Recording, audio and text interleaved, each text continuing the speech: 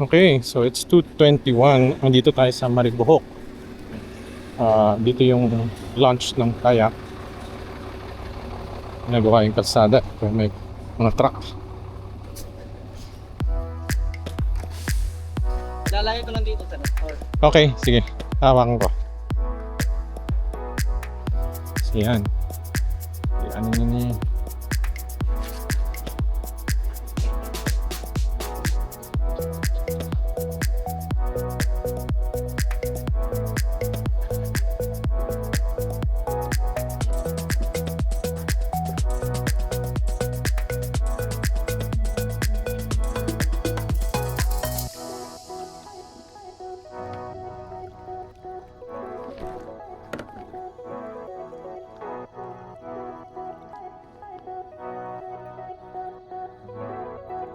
Let's go na.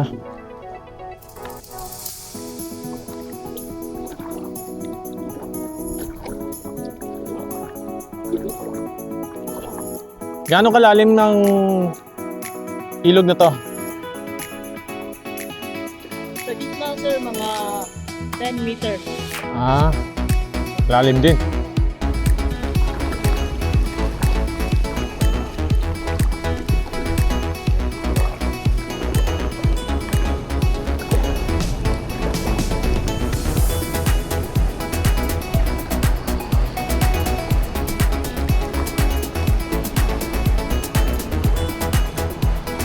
Lapit tayo sa mga groups.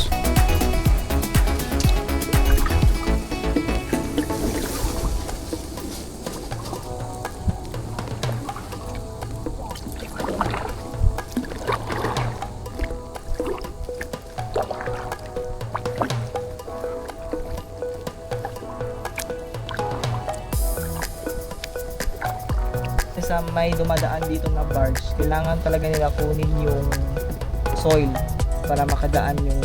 Dinidredging nila.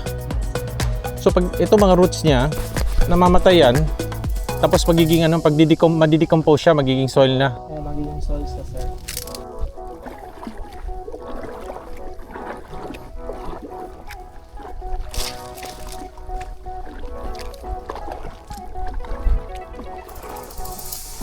Walang mga hayop na ano dyan sa loob. Meron din mga daga dito. Daga. Galing dito, papunta sa kasot para makita nila yung malalaking crab. Anong klaseng crab yan? Mud crab. Hindi ba nangangagat yun?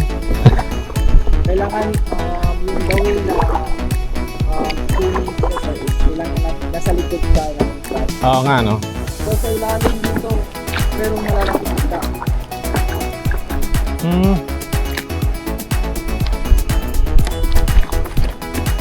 Oops.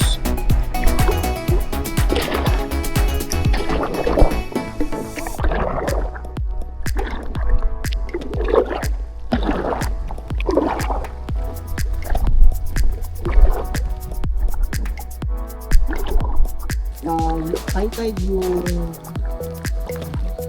river namin dito, kadalasan nabulungan yung mga isda doon sa roots. Kasi yung mga isda pumupunta sila sa mga boat para makalit sa pagkain.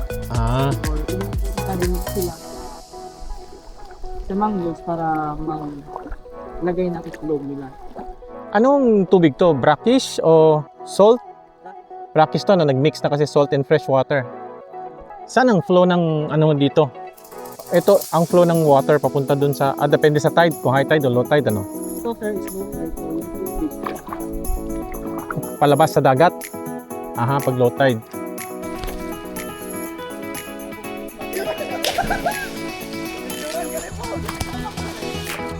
So.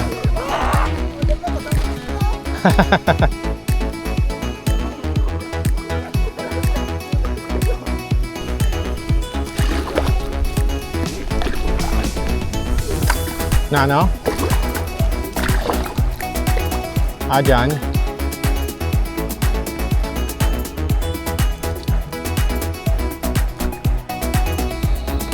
5 years.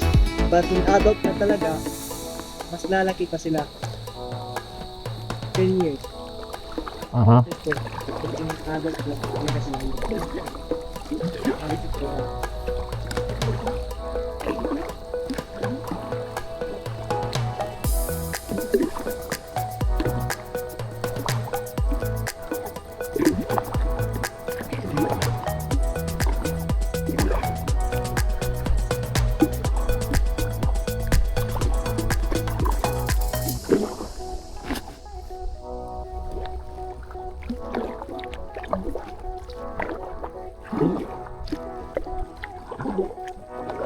so, kasi tawag namin ito Aegiseras funiculatum redomus ng. But in local, we call it sabing-sabing. Mm. We can make a fruiter na same as banana. Pero maliliit lang talaga sila. Ito ganyan. Ibang klaseng mangrove na naman yan ah. Mangrove planting, Ah. lalo na sa out. Pag umaga, nasaan yung mga fireflies? Yung mga fireflies sir, nandun talaga sila stay sa main channel ng river. Ano yung parang malalaking kulay brown na buto-buto? Parang chestnut na. Sa nipa. Nipa, oh. Yun yung start nila sir para magkaroon sila na fruits. Ah. Way. Yan yung sinasabong nakakain na ano. Bali yung fireflies sir, nag-stay sila sa main channel talaga yung talagang dinaanan natin kanina. Though here is, we cannot either saw them a lot o konti lang dahil na rin sa yung area na to maraming talagang nakapag sabi na maraming mga high-tech mga gecko, mga lizard, mga crickets. Mga predators nila. Ito yung mga flower to. Ito Poneratia family. So ito din yung pinaka-best na front line na when it comes to our coastal. Ah, ito. Ito yung mga matitibay. Ito naman, yung mga resipura, ito yung mga resipura, maraming ugat sa ilalim. So, we are not in location right now. Pero ito yung sample ng feed nila. So, yun sir. So, wala na siyang crown, pero Parang upo na maliit. Ito yung seeds. Nagpo-produce ng seeds. kailangan nila lagay sa mud coil hanggang gitna. Aha. Ito may crown to, kaso nga lang natanggal na. Ah. So, hindi siya nakatanim pero natatanggal yung crown after few days makakapag-create siya ng leaves. Yung Risipora, meron tayong tatlong species. Meron tayong lalaki, meron tayong babae, meron din tayong LGBT. Hmm. Yung ganito, yung leaves niya papuntang taas, which means ito yung lalaki. Yung leaves niya papuntang tubig, ito yung babae.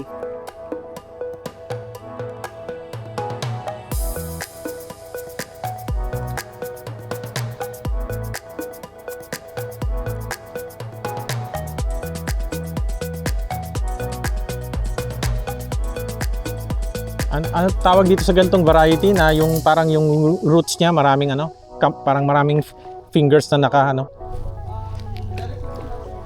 Best or the second best is black Oops. coming wave. Pero meron kami dito sa like yung Maribok lang po, hindi patlo. Halos lahat ng defense mechanism namin doon sa coastal is puno ng sipora. Usifora. Yan yung ano ng nipa. Bunga ng nipa. Nakakain ng prutas ito, no? Ito yung prutas niya.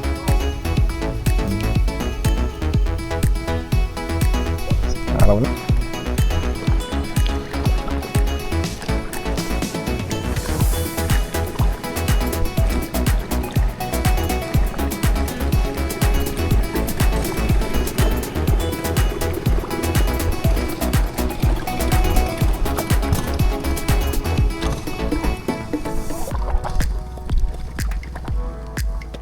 Ito yung mararamdaman mo na may alon na.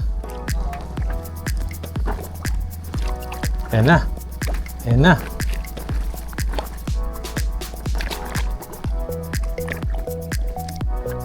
Dito sir, ito yung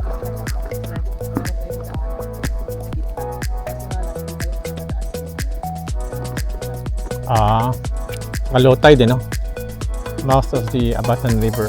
That's open sea na doon. Fish cage yan.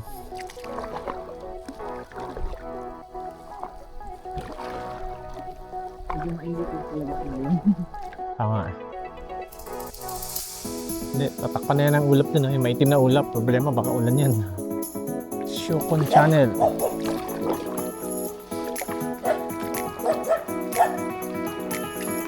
Labas din ng dagat to. Oh, meron dito yung meron dito yung daan ng dagat ng dagat.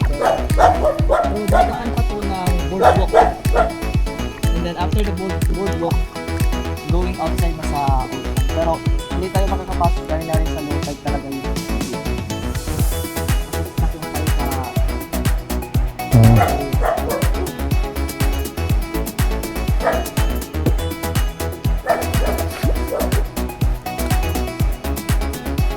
Anong isda ang inaano na dito? Bangus. ito yung tawag nila sa barangay nila sir.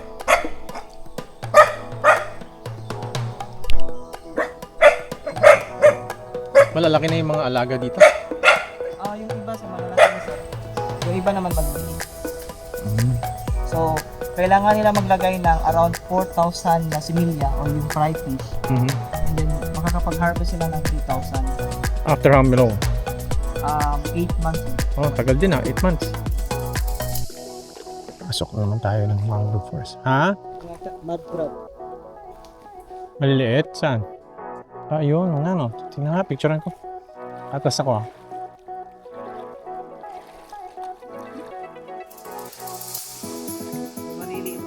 Oo nga, nakita ko. Parang pula yung mata. Lumubog na sa tubig, nagtago.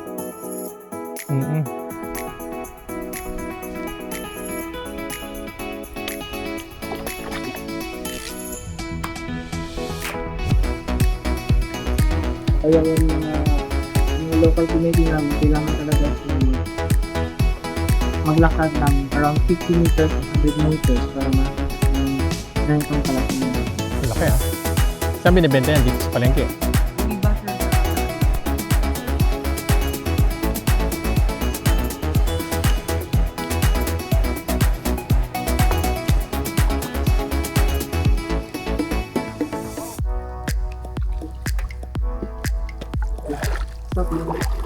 stop lang tayo dito sa CCGO sa our viewpoint area. Mayong hapon, tatay. May huli? Limasag?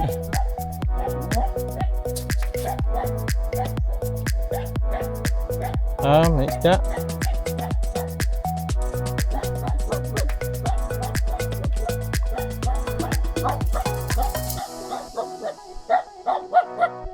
Tapang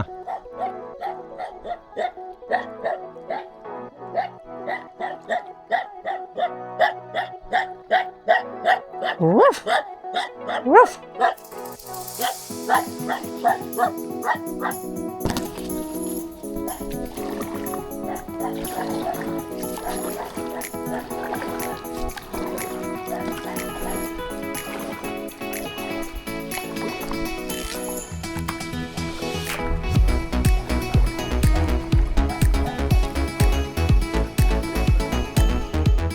Silaw.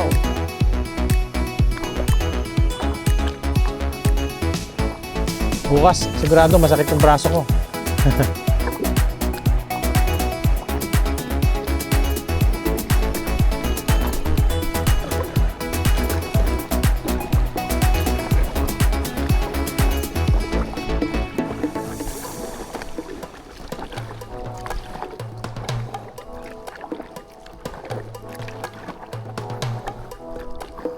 Buti walang mga barko dito dumadaan.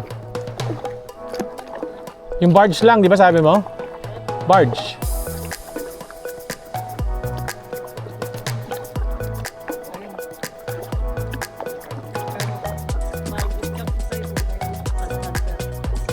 Nasasadsad. Mababa na kasi dito. Ito yung sample ng mga roots ng mga mangrove. Oo nga. Pero wala, mga ano pa yan? 40 minutes. Di ba, ginagano nila yan, sinusukat sa dami ng daliri.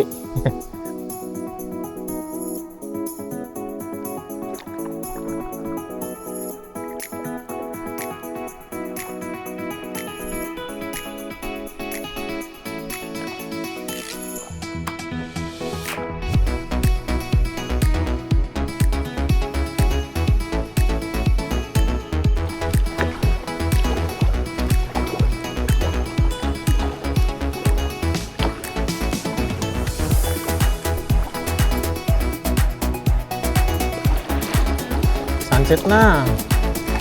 Ayun o, ayun yung araw. Palubog na. Okay.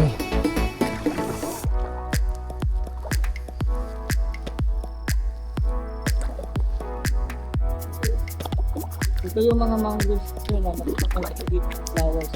Sinuraya. So, ngayon, hindi pa siya ganun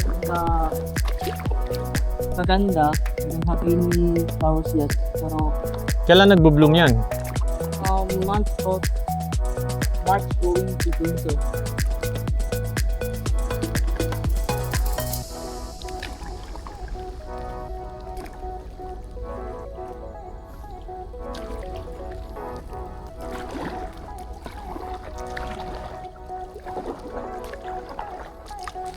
pero wala dito sinusol. Walang iniwan ah. So, may tutubo dun sa tulad ito. Aha.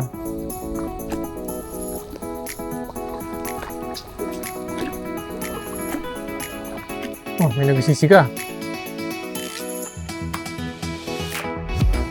O, chimney yan. Lakas na nga naman sa taas. Akit ng uso ka.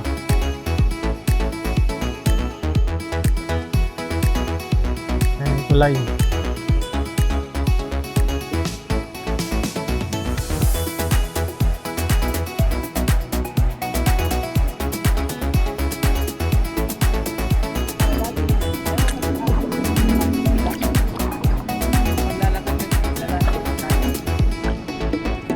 So ngayon, medyo malakas dahil na rin sa lumawak pa yung lugar, kinuha na yung nilay yung hangin.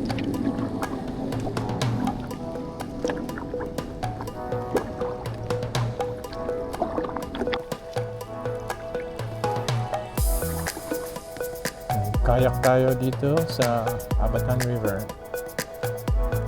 Panood tayo ng fireflies. Ayun si ano? Makmak.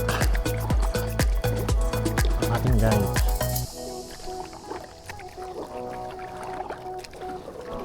Ito natin.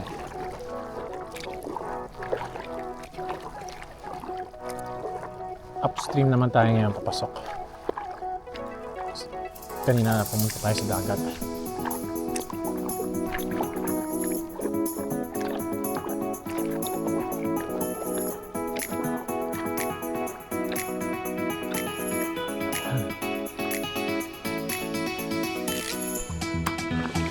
Same as other tertiary plants. Nocturnal sila. Pag umaga, yung iba dito naghahanap ng pagkain. Aha. Iba naman natutulog sa either sa libre sa dito po sa ulo. Dito naman sa Pinas,